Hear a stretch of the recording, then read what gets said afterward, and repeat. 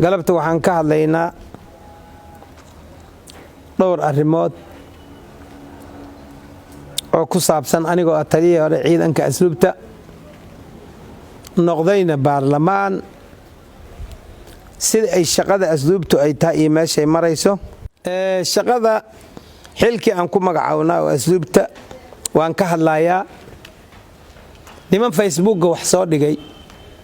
oo qoraallo ku soo sameeyay oo ku hadlaayay xilkoodii dhuminayaan iina waa ka hadlaa waxaa kaloon ka hadlayaa kelmadaha beenta oo ay ku soo dareen ay qorayaan marka hore qof kasta oo Soomaali ah inuu nin kale oo Soomaali inuu tixgeliyo oo u gafin yaan ka hadli doona tan ciidanka aan ku hormaro anigu waxaan ahay taliye ciidanka asluubta baarlamaanka waa ka maqan yahay shahaadadii ma qaadan la leeyahay waa ka jawaaba baarlamaanku marka hore guddiga doorashada ima keenin aniga oo ayagu ima dhihin guddiga doorashada ee baarlamaanka 11aad ayagu ima dhihin baarlamaanan ka dhigayna kaali ayaga ima dhihin oo imaysan idman inay baarlamaan iga dhigaan baarlamaanka inaan galo anaa goostay ma imaanin iyo shahaado ma qaadanin iyo kuwaas maqan xilkooday dhuminayaan marka ka jawaaba ha ogaadeen anigu qowmiyadii aan ka dhashay iyo qabiilkii aniga aan gaar ahaan ka dhashay inay baarlamaanka iigu deeqeen inaan noqdo ina idmadeen hadday wax iga luminayaan ayaga iga lumin kara markaan noqonay baarlamaanka aan ka qayb galayay oo aan ka mid noqonay kuma talagelin sharciguna ma banaynay inaan taliye ciidan ahaado ee baarlamaan xubin baarlamaan aan ahaado sharciga wadanka u degsan ma ii ogolaanay aniguna waan ogahay ummadoo dhanna way ogta taas waa midaas wuxuu rabaa inuu sii ahaado intay doorashada ka dhamaanayso ee taliyaashii hore ciidamada inay u sii hayaan ina farmaajo rabo farmaajo horta waa nin Soomaali ah waana nin saacadan hadda aan joogno madaxweynaha xilkaan asiga ayaa xaq u leh ama qaada ama dhiiba marka ayadoo taas la og yahay farmaajo raba xogaa waa ka qurxanayd kelmadda in loo dhigo madaxweynihi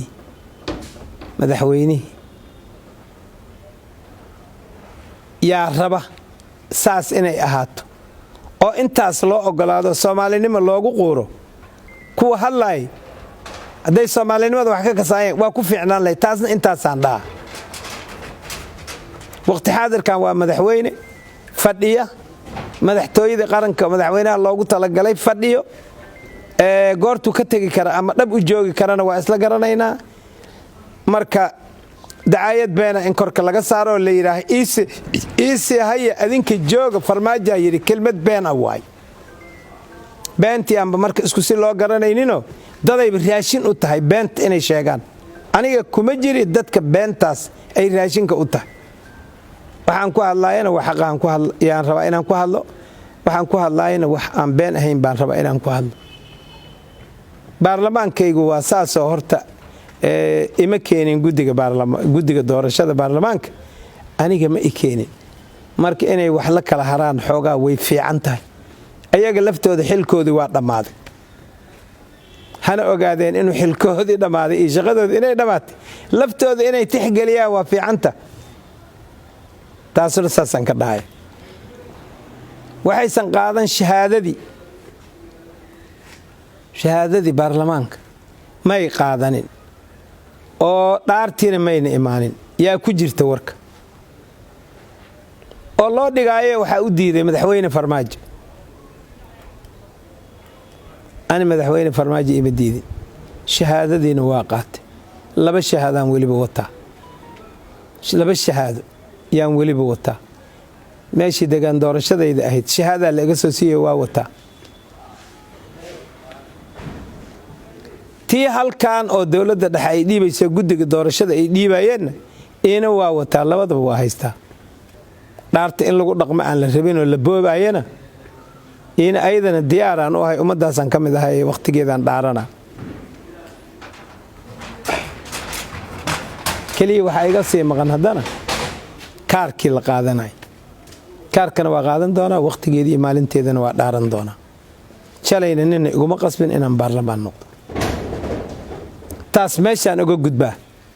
waxa kale aflagaadana waa qaanaa iyo xilkiisu ku waaya xil ninkii ii dhiibtay iga qaadi kara nin iska soo socdaba igama qaadi karo shaqada waxaan uga tagay oo ku wareejiyay taliye-xigeenkii ciidanka asluubta sareeyo guuta Cabdikariin Cali Afrax meelna hadduu taliyaha ka tago taliye-xigeenka yaa qabanay taas baabkeedana sharciga ogol waa saas ana nin sharciga diidan ma intii dawlad la dhisay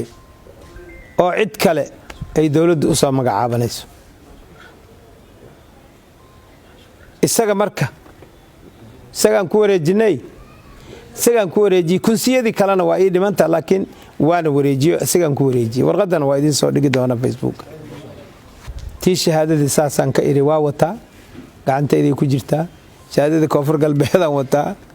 tii waxaan wataa oo bangaranaysa ay dhiibayeen oo shalay lagu dhiibayay xalane ina waa wataa waa fahamtaa umaleen aydikaarna waa wataa laftiis oo koonfur galbeed ay soo siisay barlamaankana waa isugu imaanayna shirkana waa ka soo qayb geli doonaa adinkuna waa tagi doontaan barlamaanka ummadda Soomaaliyeed oo la dhaariyayna aadan ugu farxayaa oo aan ka mid ahay kan 11aad aadan ugu farxayaa qarannimadan rabnaa dawladnimadan rabnaa dadka rabaan ka mid ahay ummadii u soo shaqaysay baan ka mid ahay dawladnimada meel dhaxba aan ka soo bilownay kuwii xornimada dhaliyay ma ahin laakiin kuwii meel dhax ka soo bilaabay oo shaqada wax ka wadayaan nahay fawdadana waa na dhibaysaa oo fawdo annaga ma samaynayno sharcigana waa raacaya annaga markaan leeyahay aniga waaye macna iyo inta ila midka baarlamaanka haddaan raba inaan imaanin shirkiisa oo shuruucdiisa aanan ku dhaqmin maba soo galeen banaanka ka aan laha marka qof kalena aan la xagxaganin annaga iskanaga u maqan shaqadanadan ku maqannahay waana soo dhamaysanaynaa shirka baarlamaankana waa imaanayaa dhaartana waa maraynaa xilligeeda shahaadadana waa qaadanaynaa wixii baarlamaan laga rabay baanu ku dhaqmi doonaa cid kalena korka hanaga saarina hana xagxaganina wuxuu rabaa ciidanka asluubta iyo inuu isku haysto baarlamaanna been way ciidanka asluubta anaa ka tagay ninna igama wadin baarlamaan baan noqday baarlamaanka hal igu tiriyo ayadoon la is aflagaadaynaynin waxaana ciidanka asluubta xaq wala inuu la wareego oo ka shaqeeyo taliye-xigeenka ciidanka asluubta oo waliba ay asluubtu leedahay taliye-xigeenna labaad koobaad iyo labaad waa jarana anigii ugu darajo marka horeba dadka shaqada waday way aygaana shaqadahay wabillahi tawfiiq